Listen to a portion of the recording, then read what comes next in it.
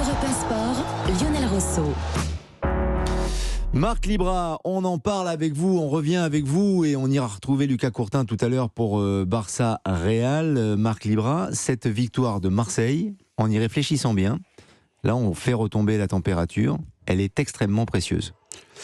Parce que Marseille aurait pu décrocher en cas d'échec du classement. Oui, Marseille aurait pu décrocher, mais c'est surtout qu'encore une fois, quand Monaco est capable de gagner, quand Lens est capable de gagner, il faut répondre au présent. En plus, Marseille joue la plupart du temps en dernier, donc c'est jamais forcément évident pour cette équipe. Mais elle fait preuve de courage. Sur la première période, on avait une équipe marseillaise très offensive, qui pour moi a fait le match parfait. Et sur la seconde, je ne dirais pas qu'elle est en gestion, mais elle a eu 2-3 occasions qu'ils n'ont pas su concrétiser.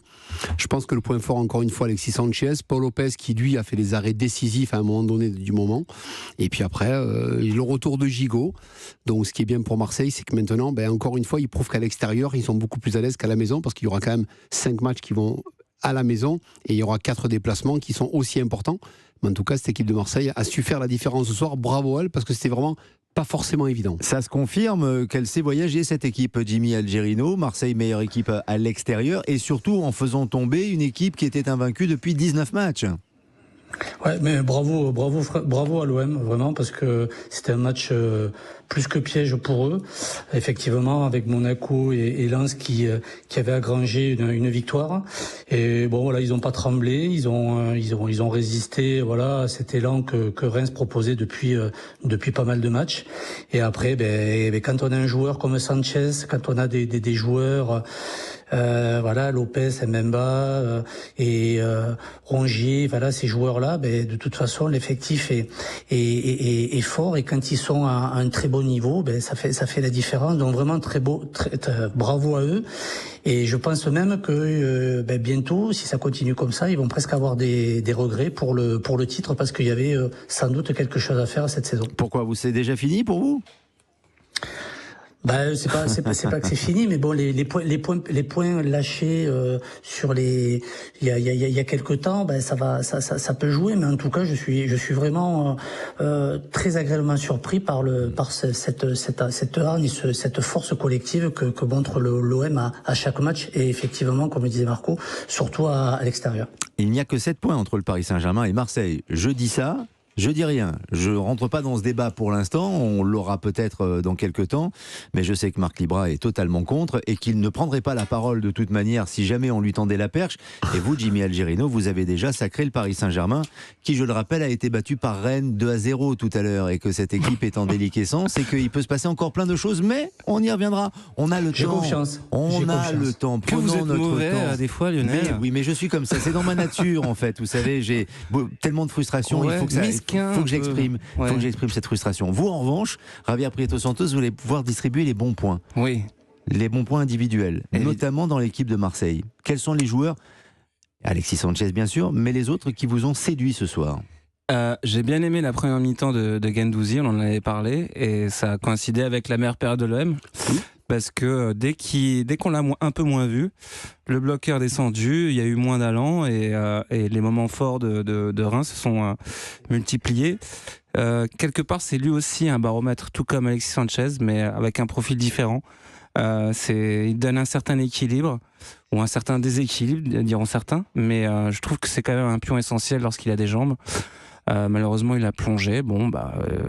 Un peu comme l'OM en deuxième mi-temps, c'est un peu heureux pour cette équipe marseillaise. Mais j'ai bien aimé aussi Paul Lopez. Il faut dire que c'est limite j'en ferais l'homme du match, vous voyez, parce que il a fait eu quand un même arrêt extraordinaire en pleine lucarne. Là, franchement, il fallait la chercher. Sur le coup franc de Flip, c'est un arrêt Ligue des Champions. Il a eu beaucoup d'interventions à faire. Il a été très rassurant. Il a fait une passe décisive. Je trouve qu'il apporte beaucoup de sérénité à la défense marseillaise, qu'il n'en a pas toujours. Donc, et il grandit de match en match. Je sais qu'il y avait eu des débats autour de lui, mais en réalité, ça reste un très bon gardien, Paul Lopez. Donc, moi, je trouve qu'il a fait oublier Mandanda assez vite par rapport à ce qu'a été Mandanda à l'OM, une espèce de monument.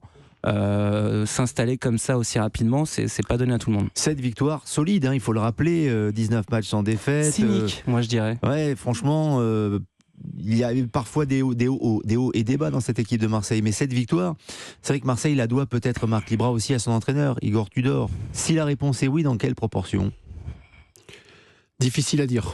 Déjà, c'est la 8e victoire à l'extérieur d'affilée pour Marseille, ce qui est exceptionnel.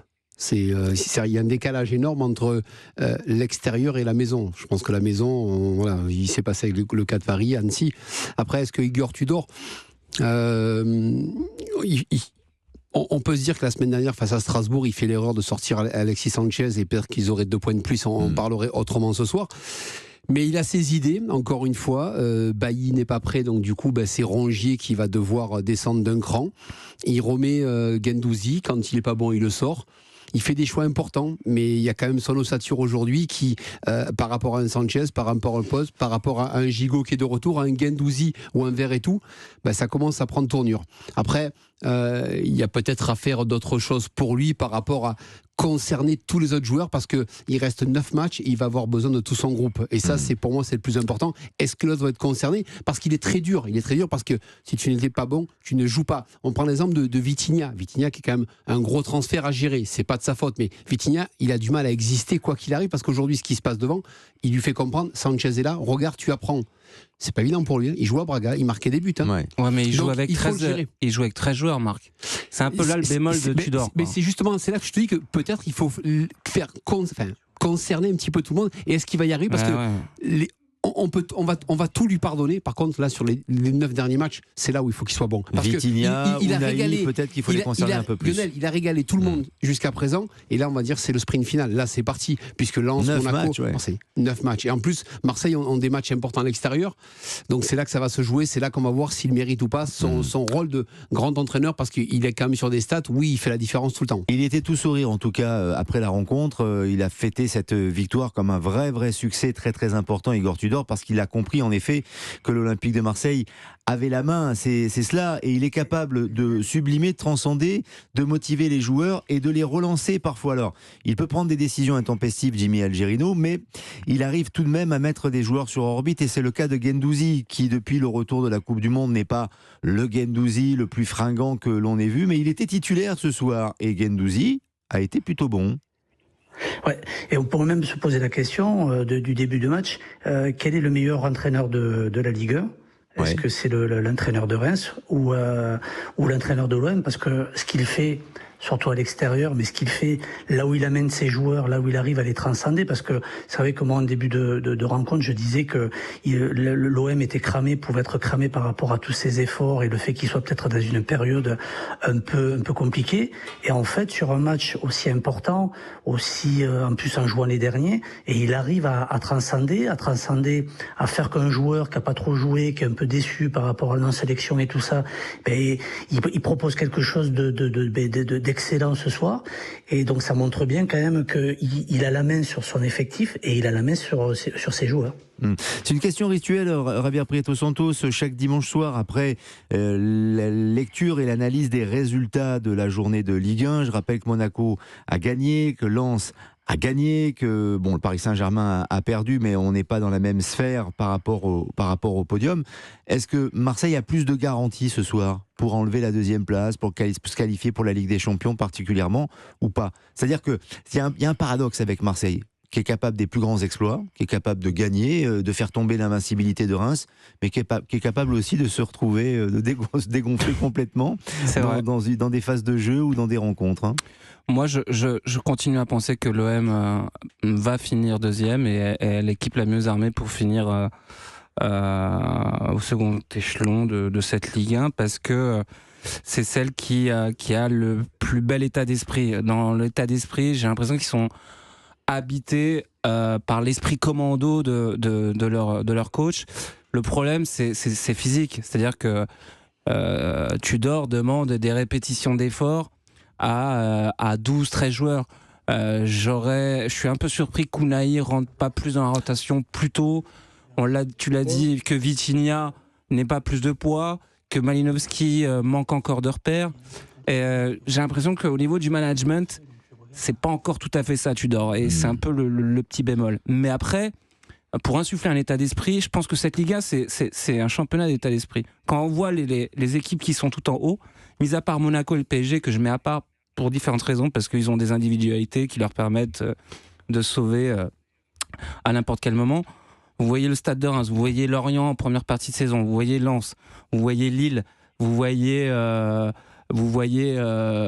l'OM.